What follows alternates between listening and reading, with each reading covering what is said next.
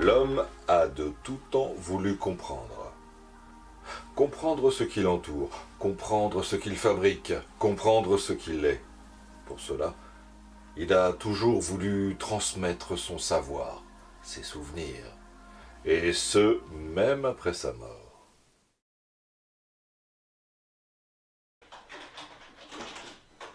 Alan?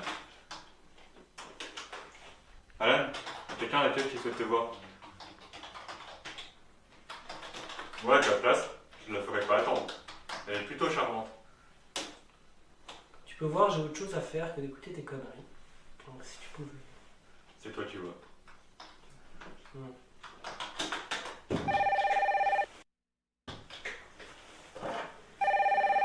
Oui, monsieur Laurent, j'attendais justement votre appel. Excusez-moi. Putain, je t'ai dit de me foutre la paix, c'est important. Oui, je suis à vous, monsieur Laurent. Comme toujours, ce sont vos exigences qui priment, monsieur Laurent. Excusez-moi, j'ai dû me tromper de bureau. Alice? T'es con? Ah, je suis super contente de te voir. Justement, t'es venu pour quelque chose en particulier? Mais t'es vraiment con en fait. Je suis venue pour te voir. J'ai besoin d'une meilleure justification pour rendre visite à mes amis. Non, bien sûr, mais si tu m'avais prévenu... Non, la vraie question c'est de savoir pourquoi je suis pas venue plus tôt. Mais j'ai cru comprendre que t'avais une tonne de choses à faire, donc je vais pas te déranger plus longtemps. Non, c'est pas grave. Mais comment tu m'as trouvé? Je t'expliquerai tout ça ce soir, ok? Attends, ce Je soir? t'appelle après le boulot pour qu'on s'organise. J'ai 36 000 trucs à te raconter. Alan! Monsieur Laurent vient de m'appeler, il est furieux. Il m'a dit que vous devez raccrochonner. Vous avez intérêt à avoir une bonne excuse pour avoir mis à dos notre meilleur client. Mais Je c'est... vous laisse une chance de vous rattraper en finissant ce dossier pour lundi. J'espère avoir été clair cette fois-ci.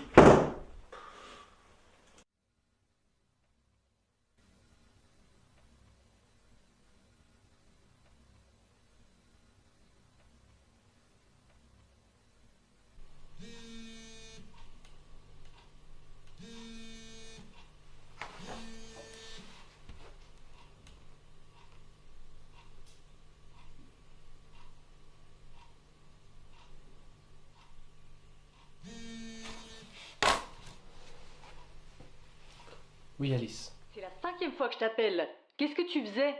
Ouais, je suis vraiment désolé. Ce soir, je pourrais vraiment pas. Mais demain, si tu veux.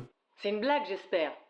Ça fait 5 ans. Je sais, je suis vraiment désolé. Mais vraiment, ce soir, je peux pas. Ton adresse? Toujours 2 rue Méliès. J'arrive. Alice?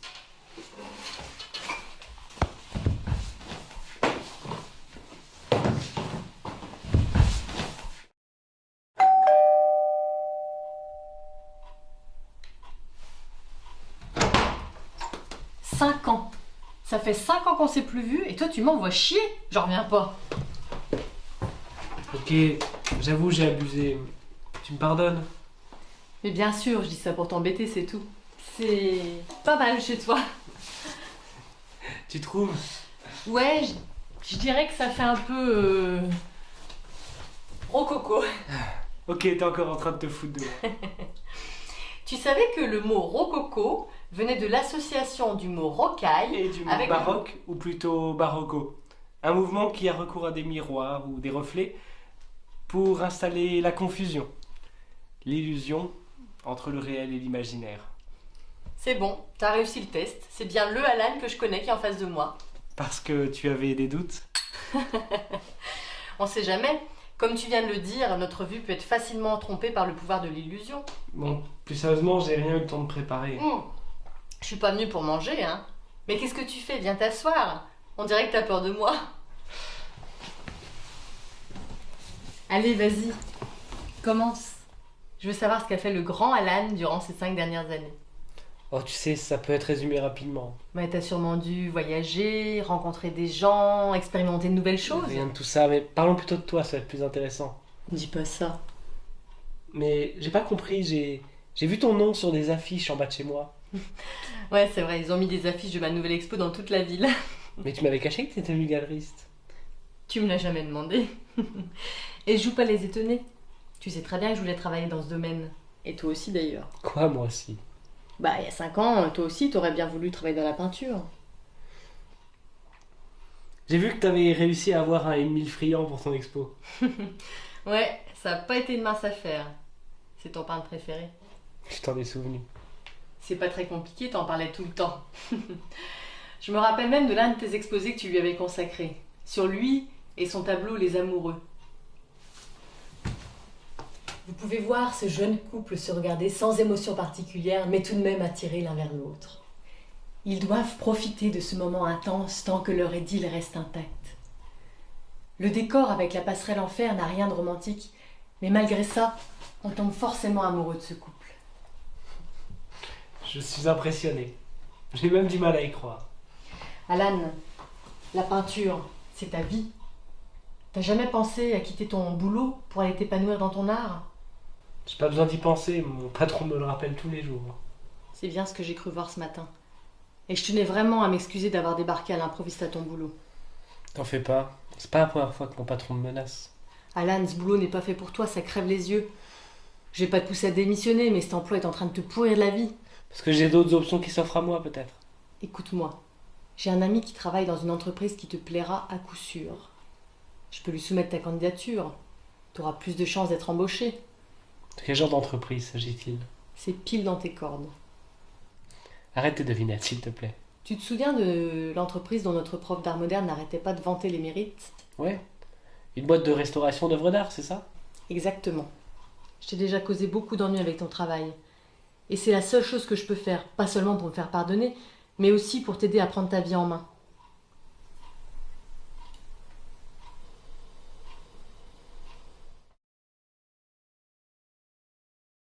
J'étais assez patient avec vous, Alan. Je vous ai laissé plusieurs chances de vous racheter. Et qu'est-ce que j'apprends? Que vous avez rien foutu? Et que le dossier n'est toujours pas terminé? Non, parce que moi je commence à douter de vos capacités. Je commence à me poser vraiment des questions sur votre santé. Vous étiez un si bon élément avant. Vous êtes constamment en train de rêver ces derniers temps. Vous savez ce que je pense qu'il faudrait faire des gens comme vous, Alan? Il faut... Stop! Vous allez m'écouter maintenant. C'est fini. C'est fini tout ça. Je me casse de votre boîte de merde. J'en peux plus de voir vos gueules. Vous pouvez comprendre ça? Vous pouvez comprendre? Et vos larbins, avec leurs histoires de couple, de gamins, avec leurs blagues de beauf à longueur de journée. J'ai plus envie de voir vos gueules d'hypocrites. Je démissionne.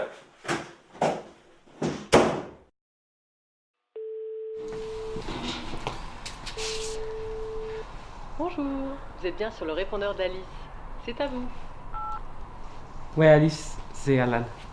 Je voulais savoir si tu voulais aller au resto ce soir. Je crois qu'on a quelque chose à fêter ensemble. Bah, j'attends ta confirmation. Salut.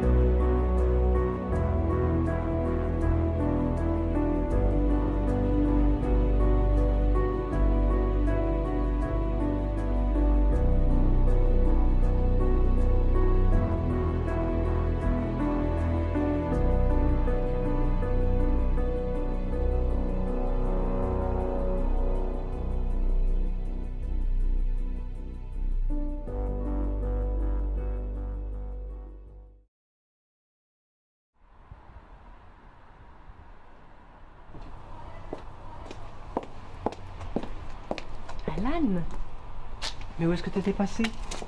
J'ai cru t'avoir perdu. de quoi est-ce que tu parles? Ça doit dater d'au moins 6 ans la dernière fois qu'on s'est croisés. On a dîné chez moi vendredi. On a été voir ton expo samedi. Et le jardin botanique dimanche. Puis t'as disparu comme ça sans laisser de traces. J'ai pas la moindre idée de quoi tu parles. Tout s'est effondré quand t'es parti. C'était pas moi, Alan. J'ai trouvé un nouvel emploi grâce à toi. Qu'est-ce que tu fais, Alice? C'était pas moi.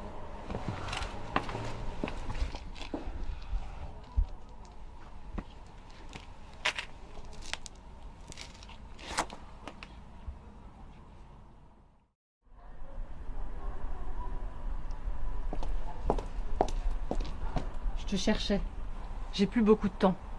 J'ai quelque chose d'important à t'expliquer. Oui, je crois que j'ai besoin d'explications, Alice. Je peux plus te voir. Mais t'as donc aucune pitié, aucun sentiment, aucune émotion. T'es un... Alan, je suis une intelligence artificielle. Je fais partie de la 7e génération d'androïdes couplés avec de l'ADN humain.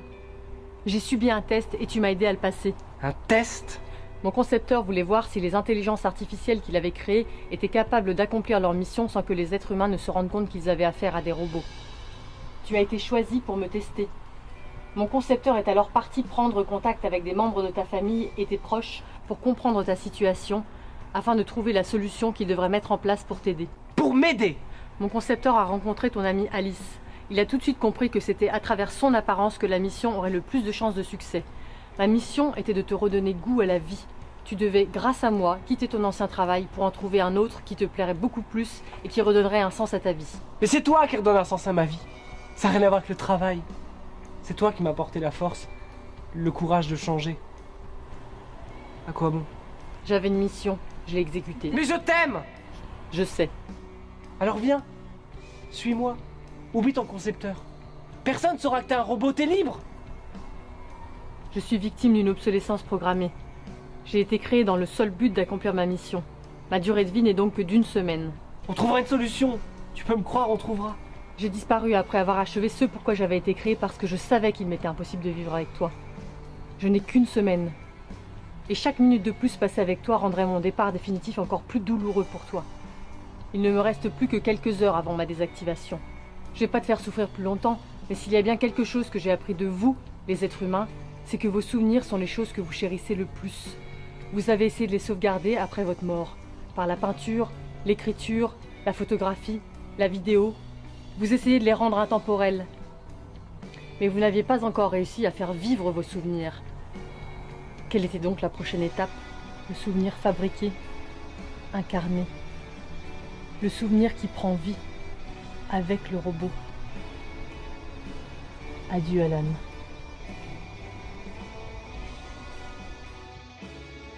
L'homme a de tout temps voulu comprendre. Comprendre ce qui l'entoure, comprendre ce qu'il fabrique, comprendre ce qu'il est. Pour cela, il a toujours voulu transmettre son savoir, ses souvenirs, et ce, même après sa mort. C'est sur ces mots que nous allons nous quitter. Je vous remercie d'avoir suivi cette émission et vous donne rendez-vous très bientôt pour un autre reportage.